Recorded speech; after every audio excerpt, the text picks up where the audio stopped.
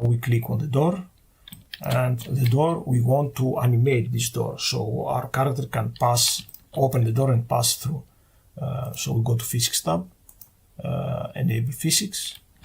Okay, and we want this to be kinematic because we want to animate it. Okay,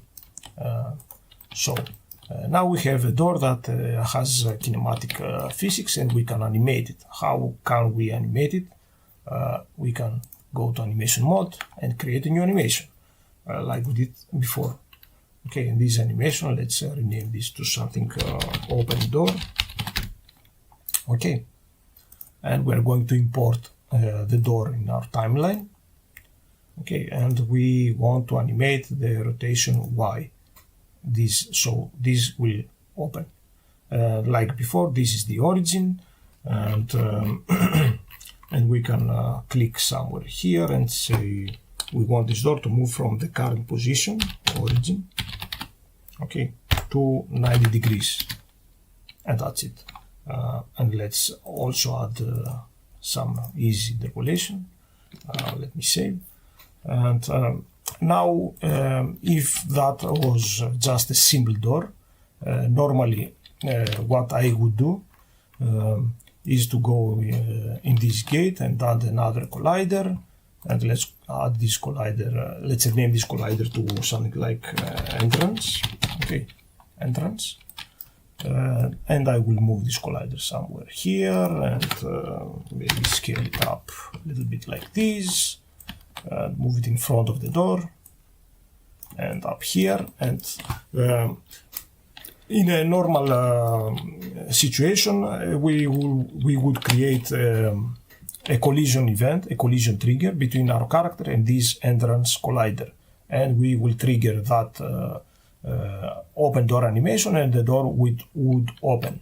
But we don't want to do this because we want to learn a little bit about more complicated, more advanced stuff. Okay, but we will add this collider here because it's going to help us. So what we want to do now, we want to add a state machine. Okay, just click here, you will see state machine. Let's move it here just for organizing things. We can rename the state machine, something like door state machine. Okay, this is a little bit more advanced stuff, but if you get confused, you can go back to the recorded stream and you can watch it again, or feel free to ask me now what you want, but it will be really easy and clear in a bit. So we just double click this door state machine and you will see this window. Don't worry, everything will make sense in a little bit. So what is this state machine? This state machine is a tool that we create custom states.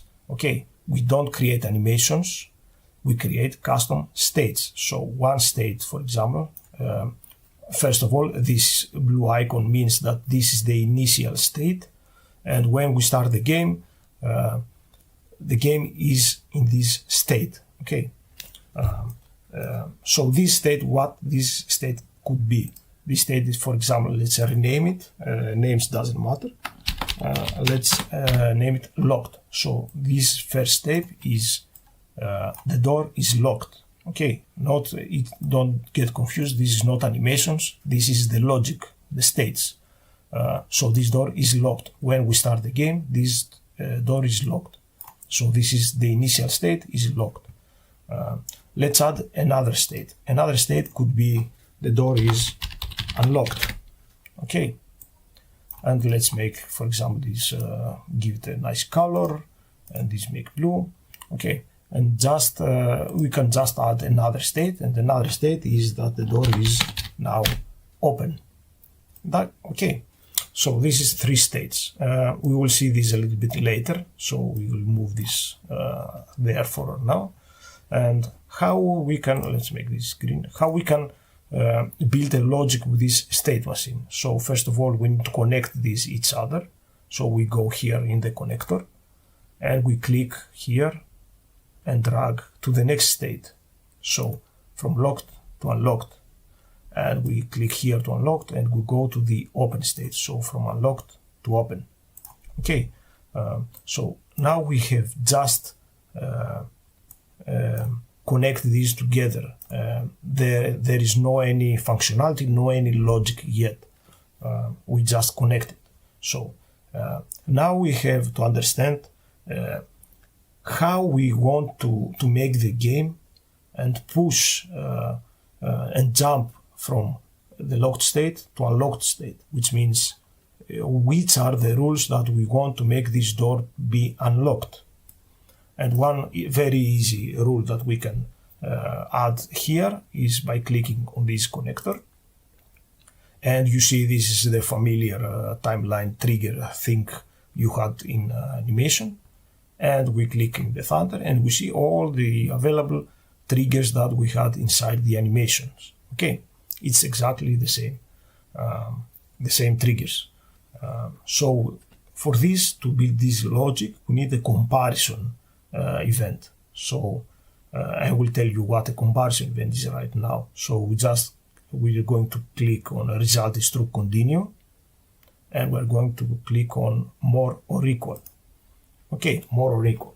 And what this comparison does is to compare two values. So if these two values are true, the comparison of these two values are true, the game will jump from locked state to unlocked state. Okay, only we are, don't get confused, we are only talk about the states. So let's add our first value here. What we want to compare, let's type $sign again, and we go to our main character, and we go to the variables, and we locate the total crystals. Okay, and click enter. So now we want to compare the number of the total crystals that the character has. And let's type here 2. So if the character continuously have 2 or more crystals, then the game will jump from the locked state to unlocked state.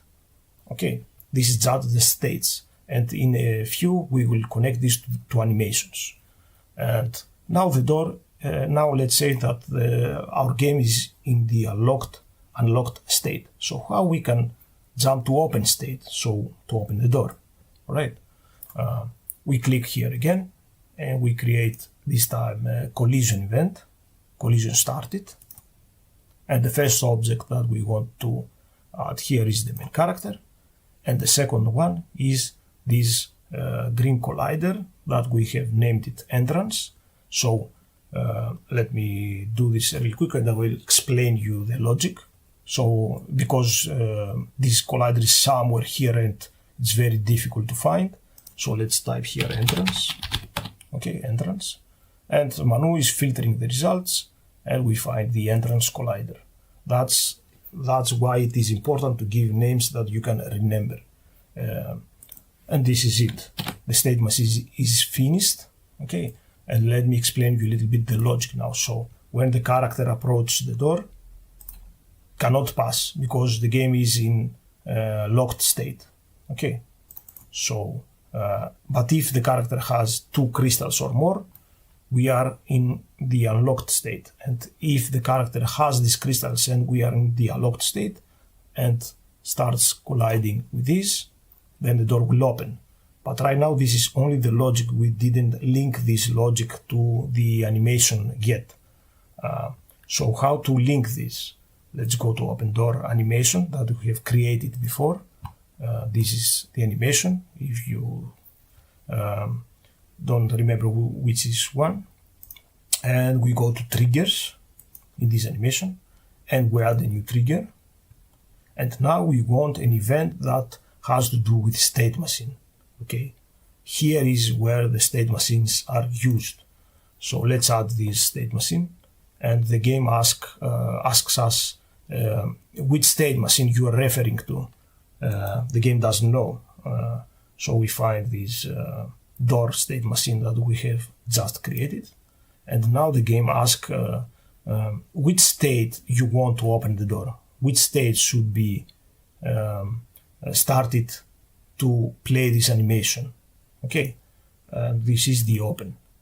Okay, so when the game jumps from unlocked state, and let me show it to you.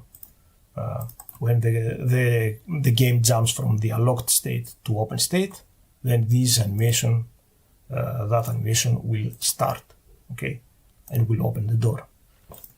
So like that, oh no, don't want to play yet. So like that, we can build a little bit more advanced logic. So just to test things a little bit up, let me grab our character, or maybe let's grab these crystals, and it will be a good, yeah, let's move these crystals around here, or we could duplicate them, doesn't matter, just for testing purposes. Now I will just move them. Okay, let's move these crystals here. Let's duplicate this. It's easier like this, so we have 2 crystals. Okay, and we are going to move our character from here to here. Let's put here just to test this logic. Okay, let's save this and let's play. So now our character doesn't have any crystals. So if we try to go through the door is doesn't open because the state machine is on locked state. So to unlock the door, we need 2 crystals to jump from the locked to unlocked. So let's collect 1. The door still can't open. Let's collect 2, and now we are in the unlocked state now. So if I move to that invisible trigger, the door should open, and the door opens.